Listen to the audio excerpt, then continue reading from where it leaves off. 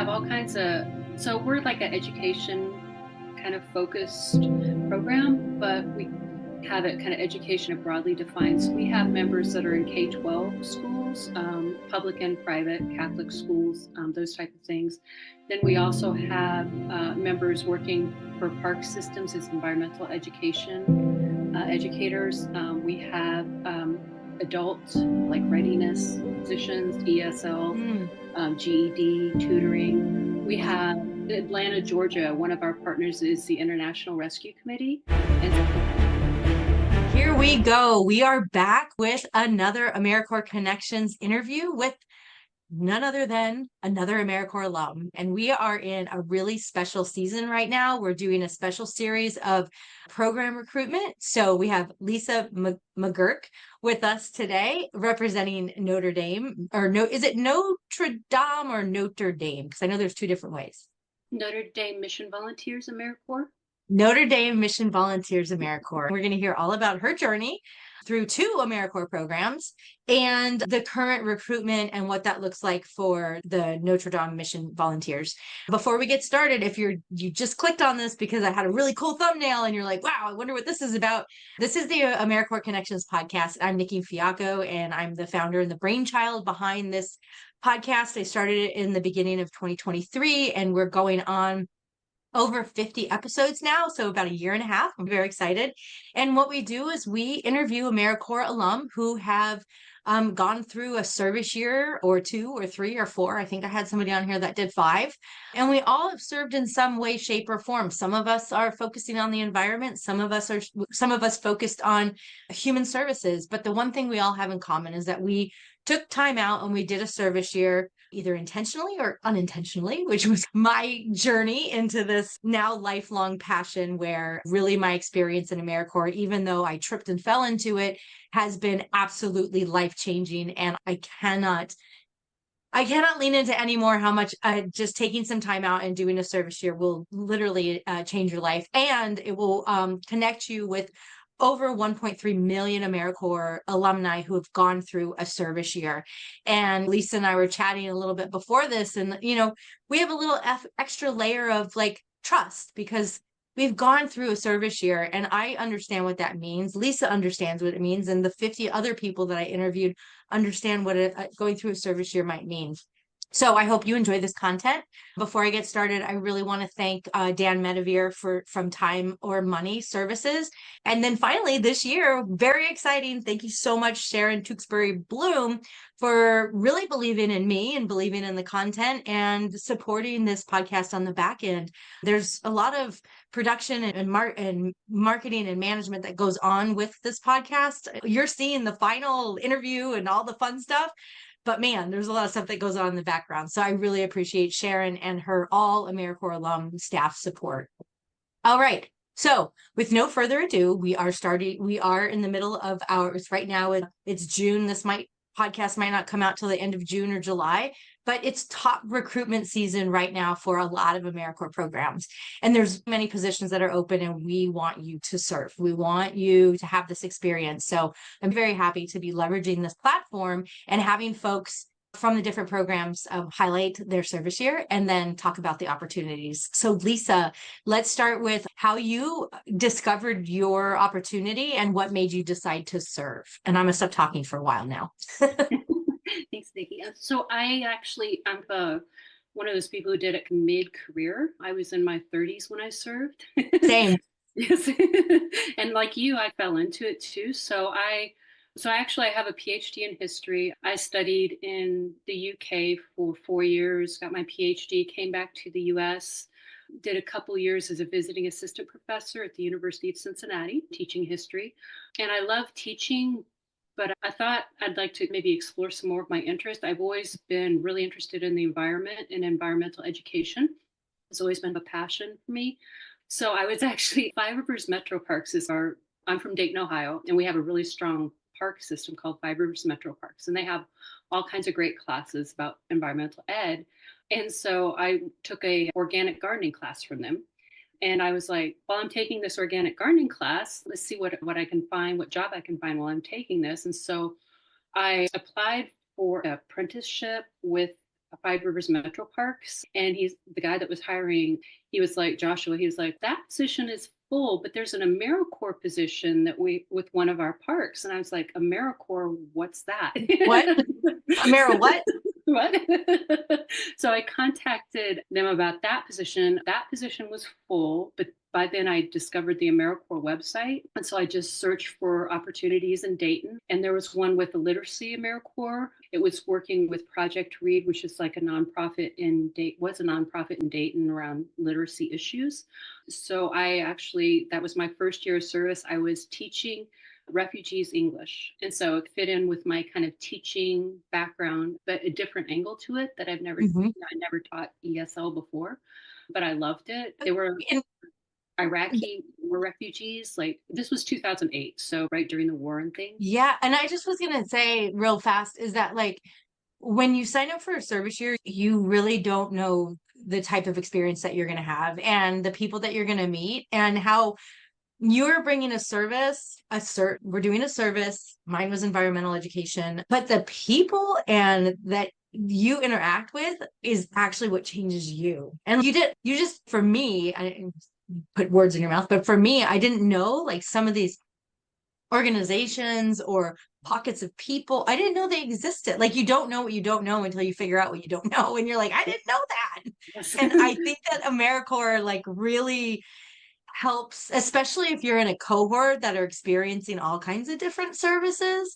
So I just think that who raises their hand and what I'm going to do is teach ESL to Iraqi refugees, right? Like some people do. Sam Hutchinson, I think he was like, this is what I want to do. But yeah, I think that's what a service year can definitely do for us, is introduce us to new things. For sure. And I was relatively new to Dayton too. I'd recently come back from the UK and my family lived here. So I moved to Dayton and I didn't really know Dayton that well, but Dayton actually has a really strong nonprofit sector. And that's one of the other great things about AmeriCorps too, is you get to know all the nonprofits in your city and you really get to know your city. Yeah. So I had like teammates and it was a national program also, Literacy AmeriCorps was, and we had a mid-year conference where we all got together. And so I met other AmeriCorps members from across the country who were doing kind of similar things to me. And so that was a great experience. And then my second year, I thought I'd do something different. And so I went back in Notre Dame Mission Volunteers AmeriCorps, and they had a position which actually ended up being perfect for me, which was a naturalist assistant in Town Metro Park. And so I joke that I have this kind of history background, but I've always been interested in natural history too. So I got to combine those two interests. And Notre Dame Mission Volunteers AmeriCorps, Literacy AmeriCorps is also a national direct. So they also had a mid-year. So we all get to go meet in Baltimore, Maryland. That's We're based cool. out of Baltimore, Maryland, and everything's paid for. All members, all staff come together, take over a hotel in Baltimore and have trainings and just networking and that kind of stuff. So my second year was different. One of the things I did as a member is I've never handled a snake. I've always been afraid of snakes, but that was part of the job. So I remember the first time reaching into that bag with the snake in it and drawing the snake out. And I was like, I did it. And it was great. And from then on, I just loved handling the snakes and things like that. That's so cool. Just for folks that are listening and they're hearing the context and the language of State and National is funded directly through the AmeriCorps agency. The AmeriCorps agency used to be known as a corporation for CNCS, Corporation for Community Service and National. Oh my God, I can't believe I don't remember that anymore. Corporation for National and Community Service. There we go, CNCS. And so now they're just the federal AmeriCorps agency. State and national programs get funding directly from the AmeriCorps agency, and they're generally in at least 2 to 3 states. So Notre Dame Mission Volunteers or national program that have co-members across the country. And then you also have a couple different programs that are funded by usually the state service commissions. And I did an episode with Chad Driscoll and recently with Caleb, I forgot your last name, where we talk about the service commission model. Each state has, except for South Carolina, Dakota, every state has a state service commission and they get about 95% of the federal funding, and then they disseminate that into the communities. But one of the things I wanted to tell you too is it totally reminded me. Now, I didn't learn how to handle a blue crab in Maryland during my service year, but I did during my internship. I was also a later in life bloomer, and I started my career way later, and I had an internship with the Smithsonian Environmental Research Center down in Edgewater, and we had to talk about crabs. So I had to learn how to hold a crab without getting chopped by its claws. Just an experience. And you had to put your hand in a bag, like you didn't even see this thing. Very Yes. good. Yes. See, AmeriCorps will shape you in one way, shape, or form. You never know what kind of growth you'll find in AmeriCorps for sure. Yeah. And so was that a year-long program that you did? It was. Yeah. So we're 11-month program, 1,700 hours. Okay. But now we have 900 hour too. But back then we only had 1,700 hours. So full Yeah. time, 11 months. So after your service year, how was your perspective different on what you wanted to do next? Or was it different, or did you not know? Or what did you do after your service year? I think my service year made me more brave to like investigate other areas that I've always been interested in. I think it was the year after, on an organic farm as an apprentice on an organic farm, learning how to grow my own food, which I've always wanted to do. So I did that. And then a couple years after I finished my service, this site manager. So we have in DMVA, we have site managers who manage all of our cities across the country. So the Dayton site manager retired, and she remembered me from my service, and she reached out and was like, would you be interested in applying? I'm like, yes. Yes. And that was 13 years ago now. So wow. I've been for 13 years now. That's so cool. One of my favorite things to do when I was director of Volunteer Maryland, we only had 3 or 4 positions, but when something opened up, I was always so happy to reach out to an alum and be like, hey, are you interested in this? And I built a really good team over at Volunteer Maryland, who unfortunately is the program's now sunsetted. But yeah, it's very fun to be able to bring somebody in and have them. So you've been there for quite some time. And so you're in Dayton, it's a national program. So what's your role with them? So I was site manager for about 9-10 years. And then after that, I became a program manager for the Western region. And I did that for 2 years. And now it's a new position for us. It's a recruitment and engagement coordinator. Oh, so kind fun. it's a really fun position. I support the site managers as they do like their local recruitment, because they do a lot of the kind of local recruitment. So I help them on the national level with things like Handshake and that kind of thing.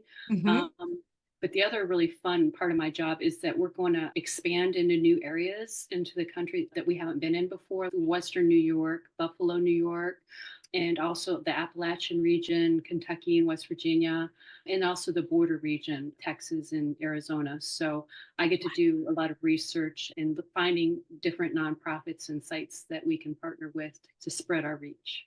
That is so cool, Lisa. If you want to retire, I will follow up the work for you and help with that.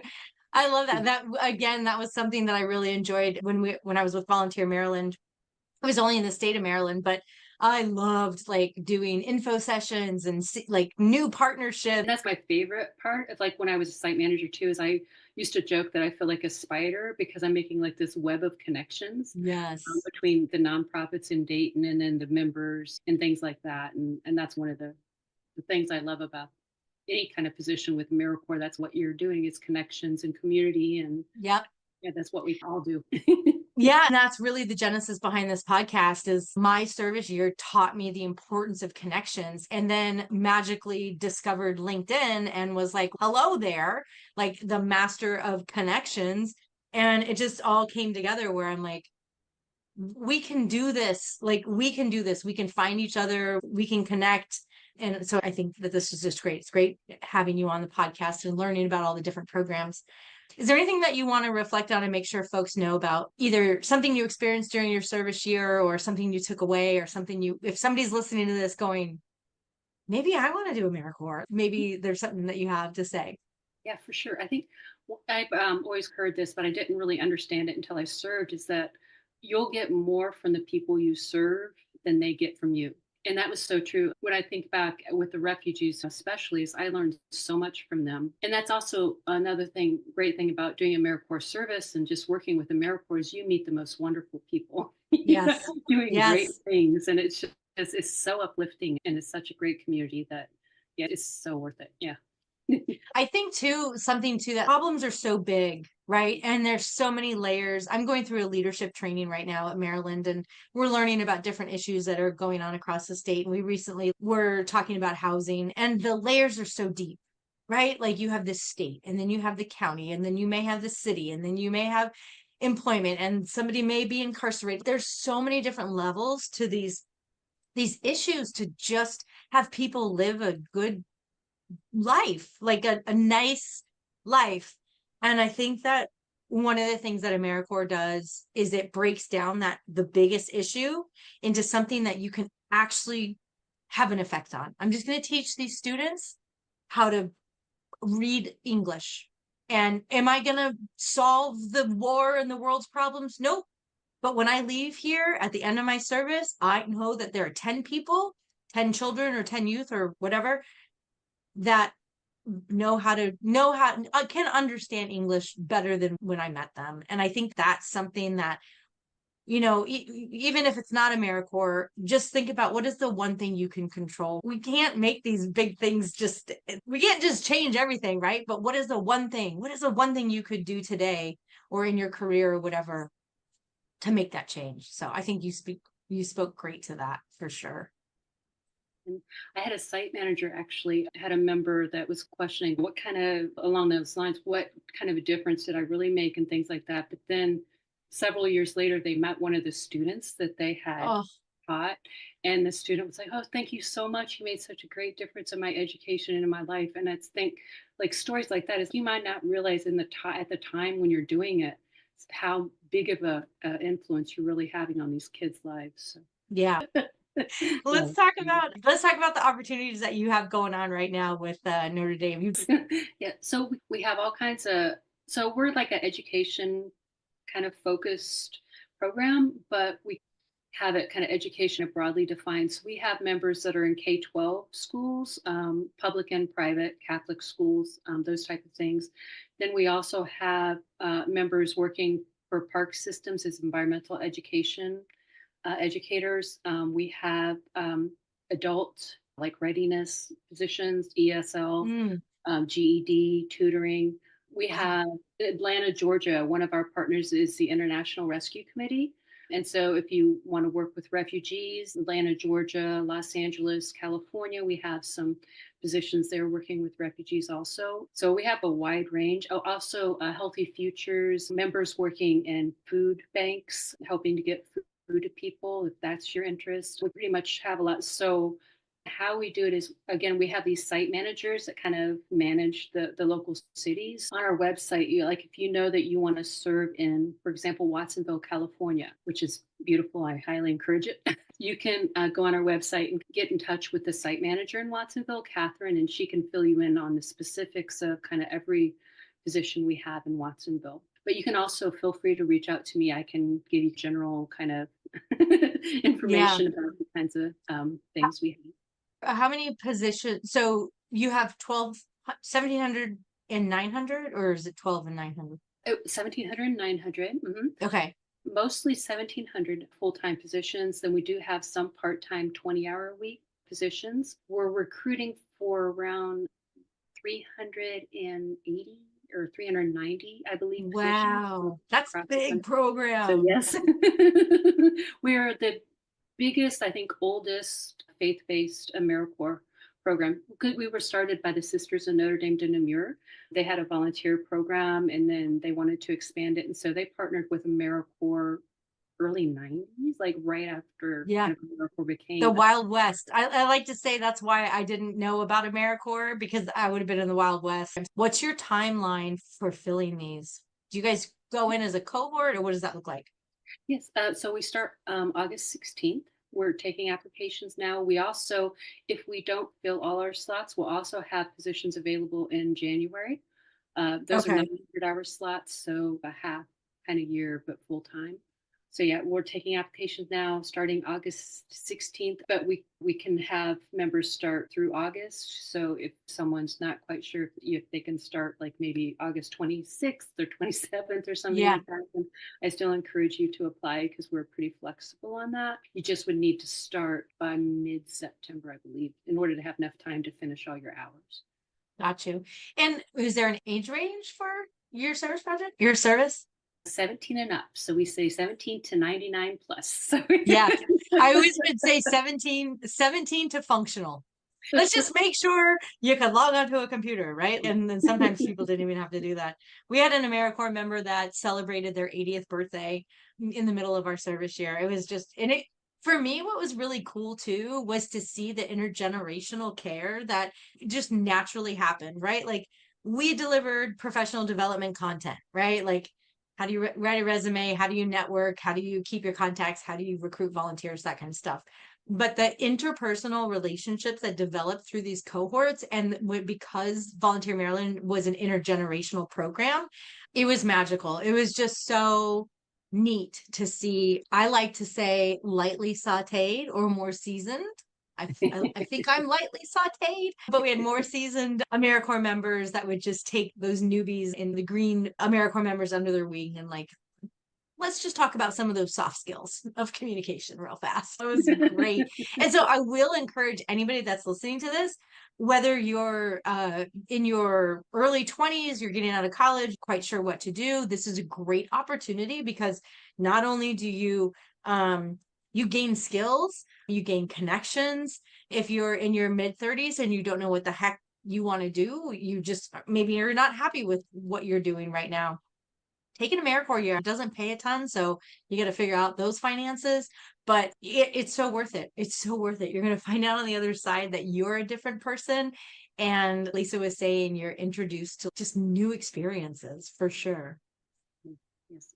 And our site managers too, we have biweekly meetings and team building activities and trainings and things like that. So you're going to really get to know a cohort. Our site managers usually have around 15 to 20 members. So there's 15 to 20 people who are on your team who are going to really, you'll have a chance. I still follow some of my alumni on Facebook, and they're still friends on this. Was like my second cohort, and they're still best friends on Facebook, and they still meet up and things like that. So you can make like lifelong friends during your service. And yeah, it's just great.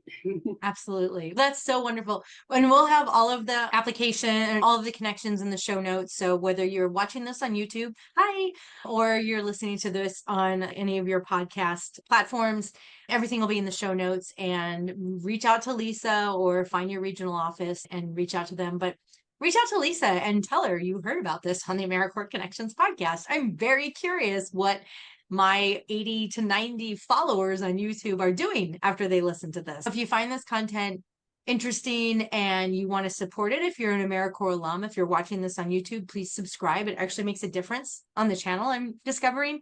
And then if you're on the other platforms, commenting, liking, and sharing, like part of this is about just spreading the word about AmeriCorps and national service. The agency's going through some really, I don't know, innovative sort of things. There's some scary stuff about like budget cuts and stuff like that, but I feel like there is always that.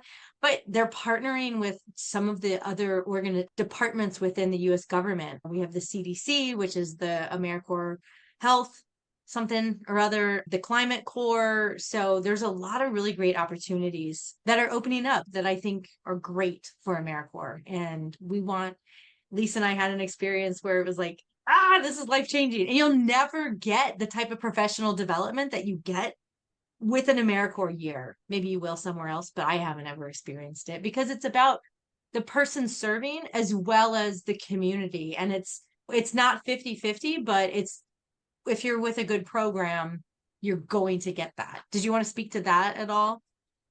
About like the benefits of your program? Yeah, sure. So I think one of our biggest benefits is our site managers because they're there in the community, they're local, they know the cities, they can introduce you to the cities, and they do the trainings of the biweeklies, and then we have our mid-year, which I think is a really great great benefit for it's so much fun. Yeah, everybody comes together and Yeah, I've had a alum who met a significant other during midyear, so you never know. Amazing. I'm not Yeah. promising that, but Yeah.